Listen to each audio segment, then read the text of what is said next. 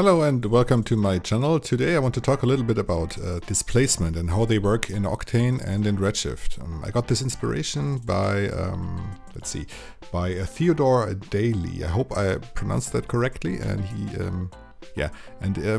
got me thinking. There are a lot of different materials and stuff that we could compare with each other, how they work in Octane and how they work in Redshift. And I thought that displacement would be a good idea to start because it's not a very hard topic, it's a beginner topic.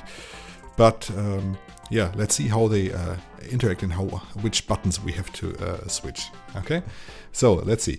First of all, I went to Texture Haven. This is a site where you can download free textures. They are absolutely free. You can use them anywhere you want, personal, private, or commercial, it doesn't matter. And I downloaded this castle brick texture map. I downloaded all maps and I said PNG, 353 megabytes, downloaded them. And then I went to HDRI Haven and this is my go-to place where I want to, where I download my HDRIs. They're all also completely free, no problem. So let's jump into Cinema 4D. Let's create a plane, okay? And I think we're gonna start with Octane. Fire up the live viewer. And put it maybe here. Yes. Fire it up. I'm gonna set the resolution to 0.5. No, not 4. 0.5. Okay. So then let's create a HDRI environment. Okay, go to image, texture, and just drop in something that you like. And I think I'm gonna put in, let's see, this one maybe. Okay, good. Also, I want to change the settings of Octane from direct lighting to path tracing. We don't have to, but it looks more realistic. Put the samples to 500 maybe. Okay, and now let's create a material. If we go to materials here, you can see we have a bunch of different materials. I think I'm gonna go with a universal material. If I just want to change something afterwards, I can change that very easily. It's like an Uber shader for everything else here. So create the material and open up the node editor. First of all, what we want to do is the metallic right now. This is always the same in the universal shader. I'm not sure why they do it, but it's always set to metallic. Set it to non-metallic. And also what we want to do is we want to go to the basic tab, and under material tab is universal. We can change that later if you want to here. But the BRDF model we want to change from Octane to Beckman. It's basically just a more realistic way of how Octane manages the light and stuff like that. You can read everything about that on aoctar.com. He's the guy who develops the Cinema 4D plugin for Octane. Okay, now let's import those textures. So here you can see I got those different textures. We got an ambient occlusion map, we got the diffuse map, we got the displacement map, the normal map, the roughness map, and another ambient occlusion map. Just gonna drop in the ambient occlusion, the diffuse map, the displacement map, the normal map, and the roughness map as well. The diffuse we're gonna plug into the albedo, as you can see. Now the normal map we're gonna plug into the normal, and we can already see that there is something happening, but it's not real displacement, it's just a fake, normal map, so to say. The roughness map, we're gonna plug into the roughness channel. And now to the interesting part, the displacement. We can't just plug in the displacement here. This won't work. We need another node, and it's the displacement node. Just drop it in here and plug this one into the texture, and then this one into the displacement.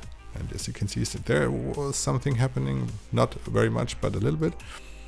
I'm gonna click on the displacement, and now we can work with it. The most important things are these two actually, and also the level of detail. If I change the height now, you can see there's something going on. Zoom in a little bit, but as you can see, it's very blocky right now. This is because our original image texture is a 4K image.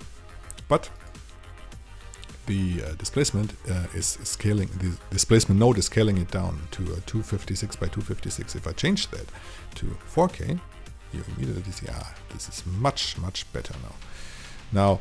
And that's basically the whole trick in Octane. We can also use something like a vertex displacement and stuff like that, and we can plug in a displacement mixer where we can mix different displacement maps together. But I think this would be a topic for another tutorial, I think. For right now, this should be good. The other thing is the mid-level. As you can see right now, if we look at it from this perspective, and if I change the height, it goes up. Yeah. So if I change the mid-level to 1, it goes down. If I increase the height. But what if we want to, let's say, if we want to say the white parts of this texture should be sticking up and the black parts should be sticking down, but it should stay roughly in the middle of the scene. Well, we can change the mid-level to 0.5, and then we are basically in the correct direction. I mean, we could play with that a little bit maybe, because we are dealing with grayscale values here, but yeah, now you can see. Yeah. And that's the whole trick in Octane. Let's see. If I zoom in, like so, and let's create a camera. Okay. Also, now we have a little, let me just put this one out of the way. Let's look on it like this, yeah. Okay. It looks pretty good to me. Just gonna switch my render settings from standard to Octane render, and I'm gonna give it a quick render to picture view. And that's the whole trick to Octane, basically. It's very easy to use. I think it's better to use than Redshift. We will see Redshift in a second. So that's our image for Octane. Let's minimize this, and also on the camera, let's put on a protection tag so we can't accidentally move the camera. Now let's close Octane and fire up Redshift. Let me disable the dome light and also get rid of this texture tag. And let's go ahead and fire up the Redshift render view. Put it here and start the render view. We will see a white plane. That is correct. Let's zoom out a little bit. Okay. First of all, we want to create a dome light. Where is it? Lights. Dome light, and here under the dome map we're just gonna drag the map here just to make it similar to the lighting in Octane, because in Octane the HDRI map is a little bit rotated compared to Redshift. Let's have a look now. If we take a look at here, it looks like this, but if we say okay, let me disable this one and let me enable the Octane sky again and compare the look. Okay.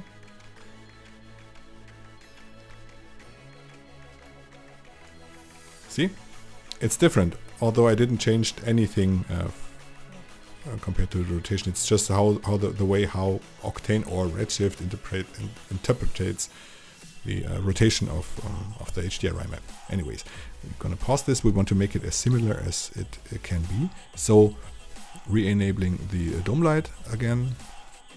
Okay. And now we're going to go to the coordinates and just rotate it here. And I think it's something like this. Yeah, now it's similar, as you can see here. Okay, you can close Octane. And also gonna go ahead and in the render settings, gonna change it to Redshift, and in Redshift, gonna change the global illumination. We want global illumination to brute force and irradiance point cloud. Also, what I'm gonna do is in the system under experimental options, since I'm using version 3.0, I don't know, I have these automatic sampling options here. Also, I want to enable optics RTX optics RT rendering on my GPUs. So it's a little quicker. Okay, anyways. Now, let's create a material for Redshift. Go ahead, Redshift, materials, material, and drop this material onto this plane. Open up the node view and just do the same thing. We're gonna drag in the diffuse channel, the displacement channel, the normal, and the roughness. We're just gonna drop them in here. Yes, this is the diffuse. Yeah, gonna connect this one to our diffuse color. Okay, our roughness, we want to connect to reflections, roughness, the normal map. For the normal map, we need to do two things. First of all, since it's a normal map, we want to change the gamma. We want to enable gamma override. We want to set it to gamma 1. It's always this workflow. I don't know. I've read it somewhere or I've seen it somewhere. Actually, this is the proper workflow. And also we need a bump map or a bump map node. I'm gonna drop this one in, connect the normal map to the texture input of the bump map, and in the bump map we want to change the input map type from height field, since this is for bump maps, to tangent space. This is for normal maps, and we're dealing with a normal map here, and connect this one to overall bump input. And yeah, as you can see, it is working. And now to the interesting part. And let's pull this one down here. I have a little bit of a spacing problem, but anyways, this is the a displacement map. We need a displacement node.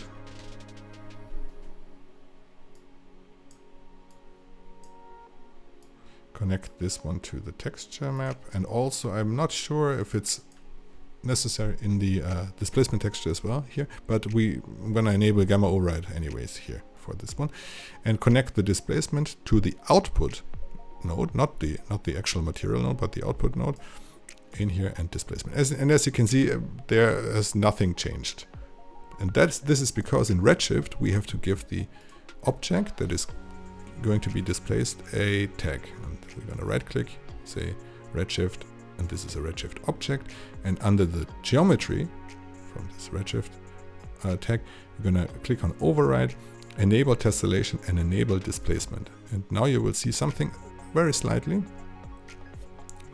Now we have like two possibilities here in the displacement map and the displacement node. Sorry, we can set the scale. Let's set the scale to 10. Okay, nothing changed really, and this is because in the tag of the plane we have to change the maximum displacement to also 10, so it can displace at a maximum value of 10. It's a little bit complicated, and I'm not sure what's the difference between this displacement scale and this displacement scale. Let's set this displacement scale to 1 and this one to 10, and I think we should have a similar result. It's not actually similar, but I don't know. If somebody can explain to me what's the difference between those two, I would be very happy. It's too small, the displacement, so we can set the maximum displacement to, let's say, 100. And this one here also to 100. Now we're getting displacement, okay? But it jumped up. We have the same problem that I explained in Octane.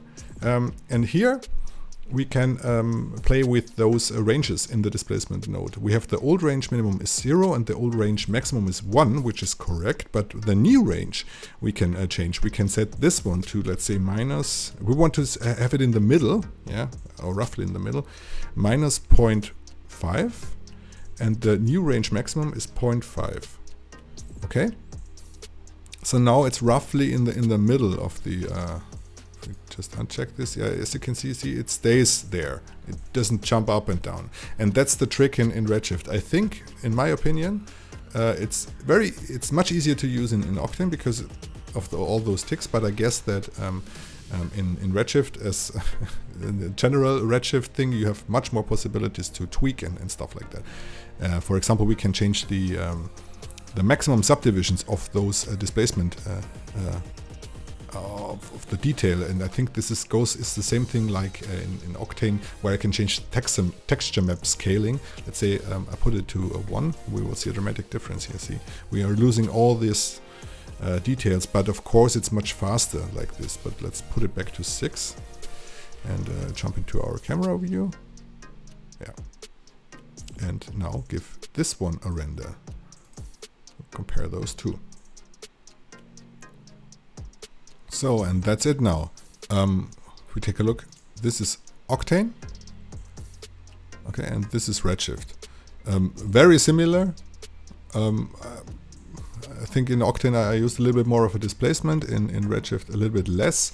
The overall lighting is a little bit different, as you can see, but this may have to do with the displacement scale, but overall they're pretty much the same. They're both great, absolutely great looking. Yeah, and that's it for now. If you like this tutorial, just leave me a comment down in the comment section if you want more of those comparisons, Octane versus Redshift. Also, of course, give me a like and follow me if you want to. I would be very happy. And yeah, I will see you next time. Bye.